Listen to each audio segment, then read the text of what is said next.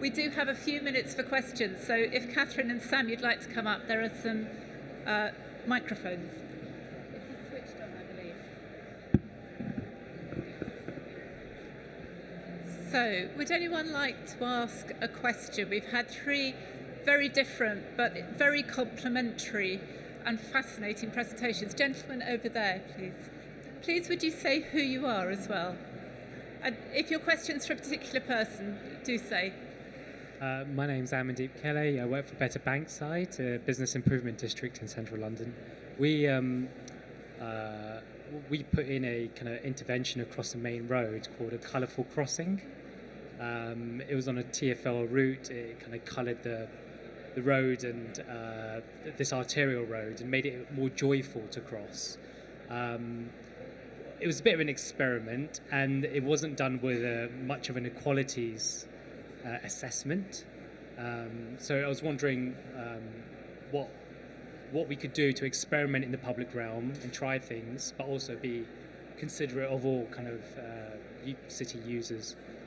Great, fantastic questions. So you've done this intervention, I think I've seen pictures of it, as a very sort of colourful zebra crossing, I believe. How can interventions be made, and how can you test them to check that they work for everyone? Any thoughts? Rob, do you have any? Yeah, I think you yeah, thank you. I used to work in Glasgow, and in the middle of the Glasgow tenements, there are spaces called backcourts. And fundamentally, they were places for drying clothes and keeping your bins. And the project developed how to make those spaces more pleasant and how to construct bin shelters in a more pleasing way, and how to make small lawns to dry clothes. So I think even the most kind of negative place can be made special. In the post-war years, Aldo van Eyck was the city architect of Amsterdam, and he made play spaces all over the city on derelict sites that had been bomb damaged during the war. So my view is, like the quotation from somebody like John Lennon, there's no such a thing as problems, only solutions. Thank you. Any other comments? I think if you just point it. Just a sort of further thought. Of course, engaging with the local community, engaging with local users, I'm sure you know that, but actually asking local folk what are the things that make it difficult to cross the road, what are the things that they care about, and paying particular attention to sometimes the little details of that particular place. Local people will know better than anything else.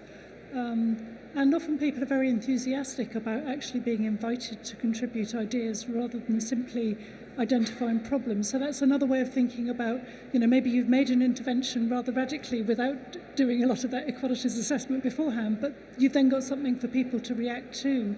And often that's a very positive opportunity for the local community. Thank you.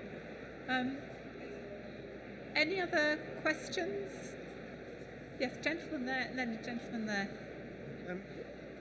Hiya, Phil Bixby, My Future York. We've got a project in the city which is about creating a huge new development. I was fascinated by Sam's comment about playgrounds being habitat mitigation. Architects and landscape architects seem to sometimes try too hard by trying to design bits of city that are specifically for children, rather than simply grab the nettle of how do we reduce the impact of traffic. Is there any good evidence you can point to out there which kind of really rams that message down the windpipe to get across to them about stepping back and really just dealing with the big issues? Yeah, certainly. Yeah, no, I mean, my argument isn't that we shouldn't have playgrounds. It's that we should have playgrounds because we want them rather than because we need them. And this problem of need does lead to these very kind of unimaginative playgrounds kind of pulled out of a catalogue and dropped into place. I think, so I've had quite a few occasions to talk to Roger Madlin, who led the development of King's Cross, and this is one fantastic area where families and children flock on a sunny afternoon, and he said to me that it all came about because he moved a bit out of London, and he realised that he was far less stressed and that life was much better, and he couldn't work out why. And then one day he realised it was because the pavements were a little bit wider and the roads were a little bit quieter, and these things all added up to him, clasping his child's hand a little less tightly. And when the King's Cross opportunity came up, he thought that it was those elements that he wanted to bring to it, and now the only complaints he gets about King's Cross are that it's become too popular. And it's all come out of this, creating a place where people are just free to be people, whatever age, whatever background, and so on. So I'd say that was a really great example of intergenerational space. Yeah, I think we've got to think back to our own childhood. You've got to think about spaces that you can remember and what you did in them.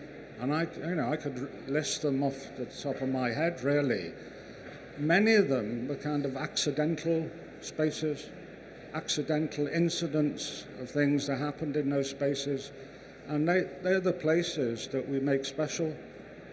We make them out of our memory, really, and they still exist in our memory, and that's to do with this intergenerational thing.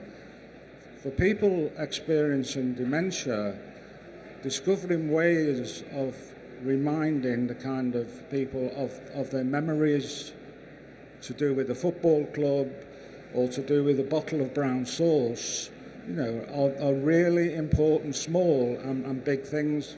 So I think memory is a vital thing for us to encourage and remember. I mean, I've seen a picture, a YouTube item about Richard Rogers lying on his bed, playing with Lego. There's something there about kind of, why is this, 18, 19-year-old creative architect playing with Lego? There's something important going on there, which I fully respect. Now, I think we're going to be kicked out any minute, but the gentleman at the front did have one question. So if you could have a quick question and some quick answers, that'd be great. It was just trying to drag a lot of stuff together, thinking about kind of people not going out very much, but more thinking rather than about age, about the impact of sensory and mobility impairments more generally. So is there any way we can bring this out from just being about different age groups to deal with impairments as well? These are important and complex issues, but essentially, I suppose one way that I find helpful to think about these is necessary and sufficient environmental conditions for different activities to happen and for different people to enjoy them. So it's a necessary condition, if you want to enjoy the natural environment, that there is a natural environment somewhere that you can get to within the time that you have available. That may not be sufficient to allow you or make you go and visit it, and that may depend on your particular characteristics, your mobility impairment or your sensory impairment or whatever. So we need to think about both, and some will be generic, some will be idiosyncratic.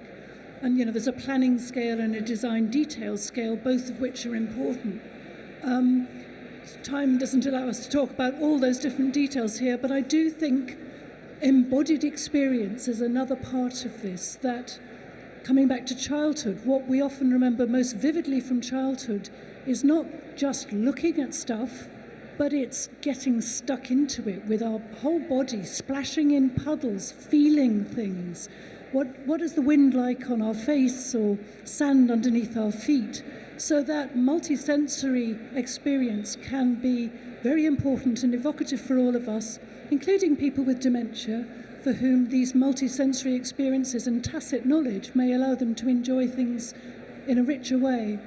but also can ensure that we are more sensitive to people's needs with different sensory impairments. Thank you. One quick comment. Yeah, I was just going to say on that, I was here to talk about child friendliness, but it's, child friendliness really means people friendliness. But obviously people friendliness is too big and means different things to all sorts of people. Really what it's about is about designing for the most vulnerable, the ones with the least voice, the ones without, the expendable income and so on. And I think, whether it's child friendly, age friendly, dementia friendly, it's about designing for the most vulnerable. Right. Do you have a last comment? Just go back. I can remember, that's what you've got to say to yourself. I can remember Christmas Eve, one of my mother's stockings laid on the pillow, waking up in the morning with a tangerine and some coins. I'm sure everybody's got these kind of amazing memories, and they're all tactile, in a dark room, and your cat lying on your feet, stroking a cat at the same time. I think, we live in a kind of wonderful world if we only think about it, and we're very fortunate to be doing that and to have these playful things to do. As adults, we can play, and I think what Sam said is reminding about the importance of play, whatever age we are. We've got to play. It's really important. I think that's a great point on which to end this session.